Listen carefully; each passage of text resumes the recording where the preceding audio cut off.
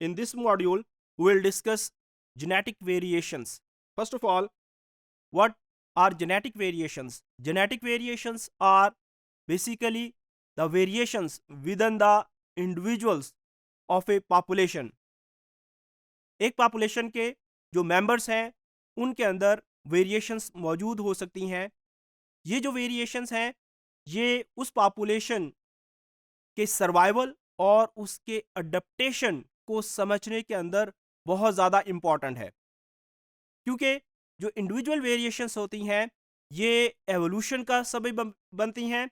Individual variation natural selection का सबब भी बनती हैं। अब एवोल्यूशन क्या है? एवोल्यूशन एक ऑर्गेनिज्म के अंदर चेंज है with the passage of time. Evolution positive भी हो सकती है, एवोल्यूशन नेगेटिव भी हो सकती है, और एक पॉपुलेशन के अंदर डिफरेंट किस्म की वेरिएशंस हो सकती हैं। एक ही इंडिविजुअल्स के अंदर डिफरेंट ट्रेट्स के लिए, डिफरेंट कैरेक्टर्स के लिए वेरिएशन हो सकती है।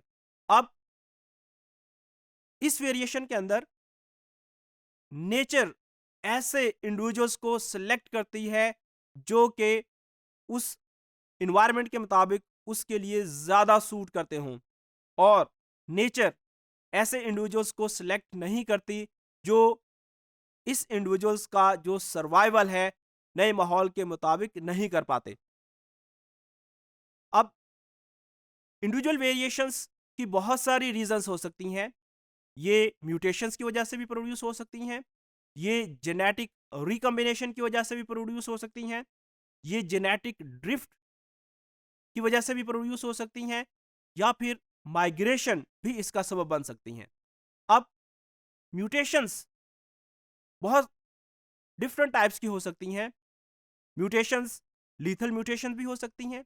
लीथल म्यूटेशंस ऐसी म्यूटेशंस होती हैं जो कि किसी ऑर्गेनिज्म की डेथ का सबब बनती हैं। सब लीथल म्यूटेशंस भी हो सकती हैं।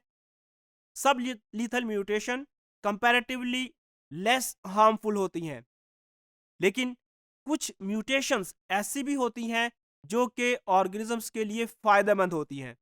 इसी तरीके से जो जेनेटिक रिकॉम्बिनेशन, जब मियोसिस होती है, क्रोमोसोम्स जो है अपने डिफरेंट पार्ट्स का तबादला करते हैं, उसके नतीजे में भी जो ऑफस्प्रिंग्स प्रोड्यूस होते हैं उसमें वेरिएबिलिटी प्रोड्यूस होती रहती है। इसी तरीके से सम टाइम सडन चेंज अलील फ्रीक्वेंसी के अंदर आ जाती है किसी भी वजह से, जिसको हम जेनेटिक ड्रिफ्ट कहते हैं। तो इस सडन चेंज की वजह से भी एक पॉपुलेशन के अंदर अलील फ्रीक्वेंसी के अंदर तब्दीली आती है। इसके अलावा एक पॉपुलेशन के अंदर जो इंडिविजुअल्स के अंदर वेरिएबिलिटी है ये कम भी हो सकती है। बहुत सारी पॉपुलेशन के अंदर इंडिविजुअल वेरिएशन ज्यादा होती हैं। अब ये जो वेरिएबिलिटी है डिफरेंट करेक्टर्स के अंदर, इसकी जो रेशो है वो डिफरेंट हो सकती है। कुछ करेक्टर्स के अंदर वेरिएबिलिटी कम हो सकती है, कुछ करेक्टर्स के अंदर वेरिएबिलिटी ज्यादा होती है। फॉर एग्जाम्पल, अगर हम ऑर्गेनिज्म की फिटनेस की बात करें तो फिटनेस का जो ट्रेट है, फिटनेस का जो करेक्टर है, इसके अंदर भी वेरिएबिलिटी पाई जाती है। एक पॉपुलेशन जो है, अगर उसके अंदर ऐसा इंडिविजुअल जिसकी फिटनेस मैक्सिमम है, अगर ये मैक्सिमम फिटनेस वाले इंडिविजुअल्स जो है इसमें से हम उस पॉपुलेशन की जो एवरेज फिटनेस है उसको माइनस करें तो इसका आंसर अगर बड़ा आए, जिसको हम जेनेटिक लोड कहते हैं, ये जो डिफरेंस है इसको जेनेटिक लोड कहेंगे। अगर इसका आंसर बड़ा आए तो इसका मतलब ये है कि ये जो पॉपुलेशन है इसका ओवरऑल फिटनेस लेवल कम है, क्योंकि एक पॉपुलेशन का जेनेटिक लोड जितना ज्यादा होगा उतना उसका फिटनेस लेवल भी कम होगा। अब एक पॉपुलेशन के अंदर अगर तमाम इंडिविजुअल्स एक जैसे हों तो उनमें वेरिएबिलिटी जीरो होगी, उनका जो फिटनेस लेवल है वो मैक्सिमम होगा। ऐसी पॉपुलेशन एक आइडियल पॉपुलेशन कहलाएगी।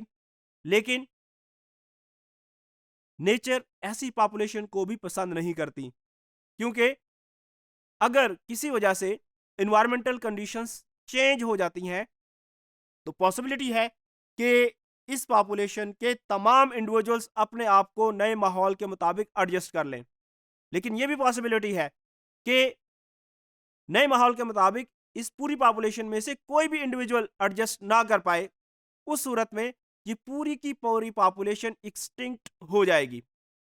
तो इसलिए एक पॉपुलेशन के अंदर वेरिएबिलिटी का होना बहुत ज़रूरी है उसके सर्वाइवल के लिए, क्योंकि जब इन्वायरमेंटल कंडीशंस तब्दील होती हैं तो उसके नतीजे में अगर कुछ इंडिविजुअल्स अपने आप को नए माहौल के मुताबिक एडजस्ट नहीं भी कर पाते तो कुछ ना कुछ ज़रूर ऐसे बाकी बच जाते हैं जो अपने आप को नए माहौल के मुताबिक एडजस्ट कर सकते हैं, और वो जो पॉपुलेशन है वो कंटिन्यू करती है, उस स्पीशीज का जो सर्वाइवल है वो रहता है। अदरवाइज वो स्पीशीज वो पॉपुलेशन एक्सटेंड कर सकती है।